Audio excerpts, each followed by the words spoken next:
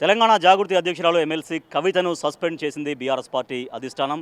గత కొద్ది రోజులుగా కవిత వ్యవహార శైలి రాజకీయ వర్గాల్లో చాలా తీవ్రమైనటువంటి చర్చకు దారితీసింది. సో కవిత నేరుగా కుటుంబ సభ్యులపైనే ఆరోపణలు చేసింది. హరీష్ రావు పైన కావచ్చు, సంతోష్ రావు పైన కావచ్చు. సో గతంలో అంటే కేసీఆర్ దేవుడు కానీ కేసీఆర్ చుట్టూ కొన్ని దయ్యాలు ఉన్నాయని మాట్లాడడం, నిన్న ఆ పేర్లు చెప్పడంతో బీఆర్ఎస్ పార్టీ అధిష్టానం చాలా తీవ్రంగా రియాక్ట్ అయింది. తీవ్రంగా దాన్ని తీసుకొని కవితని పార్టీ నుంచి సస్పెండ్ చేసింది. సో మరి ఇప్పుడు బీఆర్ఎస్ పార్టీ ఏమంటుంది అంటే బీఆర్ఎస్ పార్టీ భవిష్యత్తు కార్యాచరణ ఎట్లా ఉండబోతుంది? కవిత నుంచి సస్పెండ్ చేసిన తర్వాత బీఆర్ఎస్ పార్టీకి ఎదురు దెబ్బగా భావిస్తుందా? ఏమనుకుంటున్నారు ప్రస్తుతం బీఆర్ఎస్ పార్టీ సీనియర్ నాయకురాలు, బీఆర్ఎస్ ప్రభుత్వంలో తెలంగాణ పబ్లిక్ సర్వీస్ కమిషన్ సభ్యురాలుగా చేసినటువంటి సుమిత్రా ఆనంద్ గారు మనతో ఉన్నారు. సుమిత్రా ఆనంద్ గారు, బీఆర్ఎస్ పార్టీకి దెబ్బగా అనుకుంటున్నారా? ఏమనుకుంటున్నారు కవిత సస్పెన్షన్? తెలంగాణ ఉద్యమ దళపతి, పార్టీ వ్యవస్థాపకులు, టీఆర్ఎస్ నాడు టీఆర్ఎస్ ఇప్పుడు బీఆర్ఎస్ పార్టీ వ్యవస్థాపకులు మాన్యులు కేసీఆర్ గారి నిర్ణయాన్ని మేమందరం కూడా శిరోధార్యంగా భావిస్తాం. ఆయన ఏ నిర్ణయం తీసుకున్నా తెలంగాణ రాష్ట్రానికి, బీఆర్ఎస్ పార్టీకి మేలు చేసేదిగా ఉంటుంది తప్పకుండా. ఇటు బీఆర్ఎస్ పార్టీకి మేలు జరిగితే అటు రాష్ట్రానికి మేలు జరిగినట్టే. ఎందుకంటే దశాబ్ద కాలం రాష్ట్రాన్ని పరిపాలించి ఆయన ఒక ప్రగతి పథాన రాష్ట్రాన్ని నిలిపిండ్రు. ఇట్లాంటి సందర్భాన్ని మనం చూసినాం. ఇవాళ కాళేశ్వరం కారణంగా ఆయనకు గొప్ప ప్రతిష్ట, హిమాలయం అంత ప్రతిష్టను తెచ్చినటువంటి ప్రాజెక్ట్ అది. దాన్ని మసకబార్చాలని చూస్తున్నటువంటి కాంగ్రెస్, బీజేపీల కుట్రలను తిప్పికొట్టే ప్రయత్నం అసెంబ్లీ సాక్షిగా ఆ దొంగరాత్రి బీఆర్ఎస్ తిప్పికొట్టే ప్రయత్నం చేసింది, తిప్పికొట్టింది కూడా. యావత్తు తెలంగాణ అర్థం చేసుకుని ఇవాళ దీక్షలు చేస్తున్నటువంటి, ధర్నాలు చేస్తున్నటువంటి సందర్భాన్ని చూస్తున్నాం. ఇట్లాంటి సందర్భంలో తాను నిన్న మాట్లాడిన మాటలు అయితే ఏదైతే ఉన్నదో, అసలు కాళేశ్వరంలో అవినీతే లేదు, కాంగ్రెస్ ఆరోపిస్తున్నది, కాంగ్రెస్ అసెంబ్లీ సాక్షిగా ఒక్క ఎకరానికి కూడా నీరు ఇవ్వలేదన్నప్పుడే స్పష్టం కదా ఎంత అబద్ధం ఆడుతున్నదో.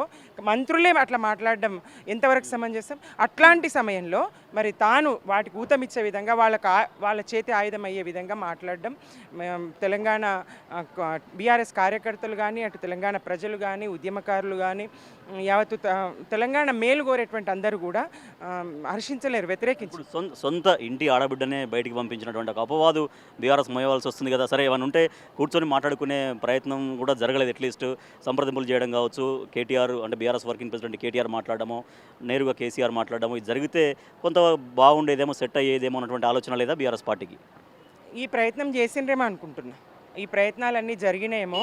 మరి మొదటిసారిగా తాను లేఖ లీక్ అయిందని చెప్పినప్పుడు, దయ్యాలు ఉన్నాయని చెప్పినప్పుడు, రకరకాల సందర్భంలో మరి ఆమెతో మాట్లాడే ప్రయత్నం ఇదంతా జరిగిందేమో. ఆమె పద్ధతి మార్చుకోకుండా కొనసాగిస్తూ ఉండడం పార్టీకి నష్టమైనటువంటి, ఎవరికి ఇవ్వనటువంటి అవకాశాలు, ఇన్నిసార్లు మాట్లాడడానికి అవకాశాలు ఇచ్చిండ్రు. తను కూడా ఉద్యమంలో భాగమైంది, తను కూడా తెలంగాణ ఉద్యమంలో పాలు పంచుకున్నది, ఉద్యమ దళపతి కేసీఆర్ గారి కుమార్తె. మరి ఉన్నట్టుగా ఆమె మీద ఎలాంటి చర్యలు తీసుకోలేదు, అప్పటికప్పుడు ఎలాంటి చర్యలు తీసుకోలేదు. అనేక అవకాశాలు ఇచ్చిండ్రు, ఇది అందరూ గమనించిండ్రు. అవకాశాలు తీసుకోవాలి అని పార్టీ నిర్ణయించే వరకు, అంటే యావత్తు పార్టీ కార్యకర్తలు, పార్టీ 60 లక్షల లిక్కర్ స్కామ్లో ఉన్నప్పుడు కూడా ఎవరు పెద్దగా పట్టించుకోలేదు. బీఆర్ఎస్ పార్టీ రియాక్ట్ కావాల్సిన స్థాయిలో రియాక్ట్ కాలేదని మాట్లాడుతుంది. ఇవన్నీ కూడా కొన్ని చెప్తుంది పార్టీ విధానాల గురించి.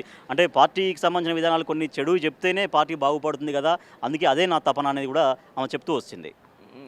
ఇది వేదిక అది కాదు తాను చెప్పడానికి. ఇంకొకటి, పార్టీగా అందరూ ఆమెకు వెన్నుదన్నుగా నిలబడ్డారు. తాను ఉన్నన్ని రోజులు అక్కడ తిహార్ జైల్లో తాను ఉన్నన్ని రోజులు ఏ రకంగా ఆమెను బయటకు తీసుకురావాలో ప్రయత్నం చేస్తూనే ఉన్నారు. ఆమెనే అన్నది కదా పార్టీలు బీజేపీలో విలీనం చేస్తామన్నారు అని. మరి ఎందుకోసం విలీనం చేస్తామన్నారు? ఒకవేళ ఆమెకి ఎందుకు సముదాయించడానికి ఆ మాటలు చెప్పి, ఒకవేళ అదే నిజమైతే, అది నిజం కాదు, అదే నిజమైనా ఆమె కోసమే చెప్పి ఉంటారు కదా. మరి ఆమె కోసం పార్టీనే పణంగా పెట్టడానికి సిద్ధమైనరు అని అంటే మరి అర్థం చేసుకోవాలి కదా. తన కోసం ఎటువంటి ప్రత్యేక ఎజెండా, హిడెన్ ఎజెండా ఏమైనా ఉందా మరి కవిత దగ్గర? ఎందుకు ఈ స్థాయిలో తనే సస్పెండ్గా అయ్యేదాకా, పార్టీ సస్పెండ్ చేసేదాకా తను కావాలని ఈ రకంగా చేసింది అనుకుంటున్నారా? హిడెన్ ఎజెండా ఉందా ఆమెకి? ఏమో, కొన్ని రోజుల్లో బయటపడుతుంది కదా, ఉన్నట్టే అనిపిస్తూ ఉంది కదా. ఎందుకంటే ఒక్కసారితో ఆగకుండా దీన్ని కొనసాగిస్తూ ముగింపు అనేది లేకుండా వ్యవహారాన్ని తీసుకెళ్తున్నటువంటి క్రమాన్ని చూస్తూ ఉంటే అర్థమవుతా ఉంది కదా. వ్యక్తిగతంగా చాలా దగ్గర కవితకి, మీకు చాలాసార్లు మీరు అందరూ కలిసి కార్యక్రమాలు చేసిన వాళ్ళు, కలిసి రెగ్యులర్గా చాలా చోట్ల అంటే పర్యటించిన వాళ్ళు, మీకేమన్నా వ్యక్తిగతంగా ఇబ్బంది అనిపిస్తుందా? అయ్యో, సొంత ఆడబిడ్డనే బయటికి పంపించే పరిస్థితి వచ్చిందే అని? సొంత ఆడబిడ్డ అనే కన్నా తనతో కలిసి పనిచేసినటువంటి అదైతే ఉంది, బాధ అయితే ఉంటుంది తప్పకుండా. తనతో కలిసి పనిచేసిన నేను, అయినప్పటికీ పార్టీ ప్రయోజనాలు ముఖ్యం. వ్యక్తిగతమైనటువంటి సంబంధాలు తన కూతుర్నే సార్ కాదన్నప్పుడు ఇక మేమెంతండి.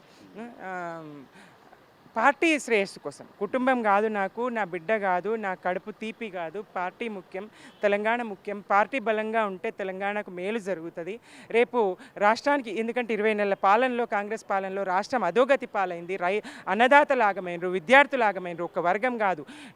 పదవి విరమణ పొందినటువంటి ఉద్యోగులకు ఇంతవరకు మరి వాళ్ళకి రావాల్సినటువంటి భత్యం, వాళ్ళకి రావాల్సినటువంటి హక్కుగా రావాల్సినటువంటి వాళ్ళు దాచుకున్నటువంటి బెనిఫిట్స్ ఇవ్వడం లేదు. 5 డిఏలు పెండింగ్ ఉన్నాయి. నిరుద్యోగులకు ఇచ్చినటువంటి మాట ఏ రకంగా చూసినా రాష్ట్రం అధోగతి పాలైంది. మరి ఇట్లా ఇది కొనసాగద్దు. బీఆర్ఎస్ పాలన రావాలి, పార్టీకి మంచి జరగాలి, ఇట్లా పార్టీకి మేలు చేసే పనులు జరగాలని. ఈ సమయంలో కవితకు మీరు ఏమైనా చెప్తారా? అంటే ఎట్లాగో సార్ సస్పెండ్ అయ్యారు, ఒక అంటే ఆమెతో కలిసి పనిచేసినటువంటి నాయకురాలిగా, వ్యక్తిగత సంబంధం ఉన్నటువంటి నాయకురాలిగా మీరు ఏమైనా సూచన చేయదలుచుకున్నారా? ఆమె వ్యక్తిగత జాగృతి దాని మీదనే పనిచేసుకుంటా అన్నారు. ఏదైతే ఉద్యమ కాలంలో సాంస్కృతిక ఉద్యమంగా జాగృతి ఉద్యమ సంస్థగా నిలిచిందో, మళ్ళీ అట్లా తాను ఏం పనులు చేసుకున్నా ఇబ్బంది లేదు. ఇటు పార్టీకు కానీ ఇటు తెలంగాణ రాష్ట్రానికి నష్టం కలిగించే విధంగా మాట్లాడకూడదు, ప్రవర్తించకూడదు.